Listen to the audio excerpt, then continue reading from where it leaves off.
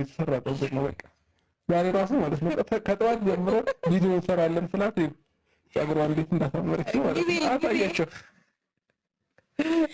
የምር በጣም አምሮባታል እና ያው ጊዜ ላሳልፍበት ፀጉሬ ላይ ስፈላሰፍ የነበረው ሲደብራት ጊዜ ፀጉሯ ላይ ማሳለፍ ትወዳለች እና ያው የፀጉር ቤት ብዙ ወጪ የለብኝም ልላችሁ ፈልጌ ነው በዚህ አጋጣሚ።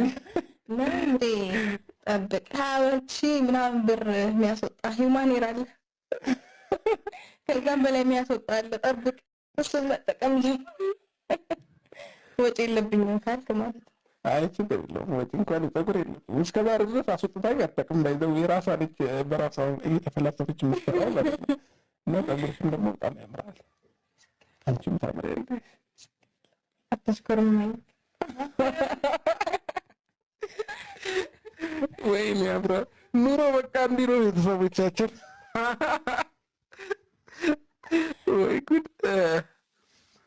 የምር ኑሮ በቃ አንዳንድ ጊዜ ሳስበው ማለት ነው ህይወት ቱቱ እንደዚህም ተባብላችሁ ነበር እኮ የዛሬን አያድርገውና ዛሬ ላይ ነገር ተቀይሮ ሌላ ነገር ሆነ።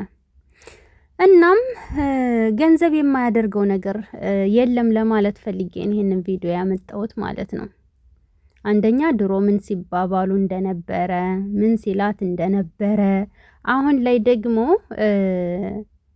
የሰውን ልጅ ለካ ሰው የሚያደርገው ገንዘብ ነው። እንደው የስደት እህቶች እንደ ኢትዮጵያም ያላችሁት ፈጣሪ ጥሩ ነገር ይስጣችሁ፣ ፈጣሪ ከፍ ያለ ደረጃ ያደርሳችሁ። እንደው ከልቤ ነው። ምክንያቱም እንግዲህ እያቸው በፊት የነበሩበትን አሁን ደግሞ ይሄው ከጎን የነበሩበትን ተመልከቱና ገንዘብ ማለት ነው የሰውን ልጅ ከነመልኩ ጭምር ይቀይራል። የሰው ልጅ ኑሮውን ነው የሚመስለው። እና ለካ ወዳችሁ አይደለም እንደዚህ የምትሆኑት። ፈጣሪ ሆይ ለኛም እንደ የተሻለውን ነገር ስጠን፣ የተሻለውን ነገር ከፍ ያለ ደረጃ ያድርሰን። የምሬን ነው እንደው ከልቤ ማለት ነውና ደግሞ ገንዘብ ሰጥቶን የምንቀየርበትን ሳይሆን የምንቀየርበትን ስላችሁ እስከነ ማንነታችን እስከ ድርጊታችን የሆነ ጋጠወጥ የሆነ ስራ ምናምን እንድንሰራበት የምንጠፋበትን ሳይሆን ፈጣሪን የምናስቀይምበትን ሳይሆን ደግሞ ከሰጠን አይቀር ጥሩ ነገር የምናደርግበትን ነገር ይፍጠርልን ፈጣሪ ሆይ። አደራህን እስኪ ዱአ አድርጉ ጋይስ። በቃ እርስ በርሳችን እንደራረግ ማለት ነው። ዱአ ጸሎት እና የሰው ልጅ ለካ ገንዘብ ካለው ሁሉ ነገሩ ነው የሚቀየረው። ሁሉ ነገሩ ከሀስከፈ ማለት ነው። አለባበሱ ይቀየራል፣ ወዝ ይኖረዋል፣ ብዙ ነገር ይኖረዋል። እና ፈጣሪ ለኛ ሚስጠን ለማለት ፈልጌ ነው። በተረፈ እንዴት ናችሁልኝ እኔ ማሮች? ቀጥታ ወደ ጉዳይ የገባውኝ ሰብ ላይክ ደግሞ አትርሱ፣ አይከፈልበትም። እኔም የስደት እህታችሁ ነኝ። ሲቀጥል ደግሞ መልካምነት ለራስ ነው። ሁሌም የምታበረታቱ ደግሞ ፈጣሪ ከፍ ያደርጋችሁ።